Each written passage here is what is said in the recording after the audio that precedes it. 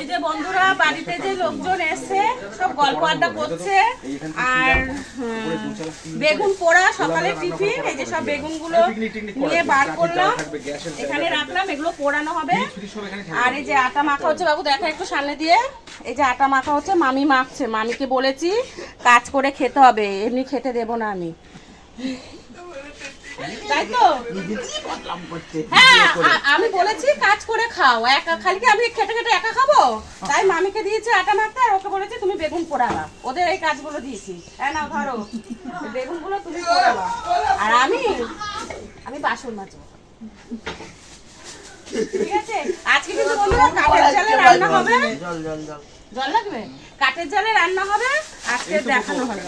এই যে এখানে বোতল আছে, মানে একটা পিকনিকের বোতল হচ্ছে বন্ধুরা। আর এই একজন এদিকে আয়, এই যে এটা হচ্ছে ওর ভাইয়ের ছেলে, ঠিক আছে? তাই তো? তোর নামটা বল। সৌনক দাস।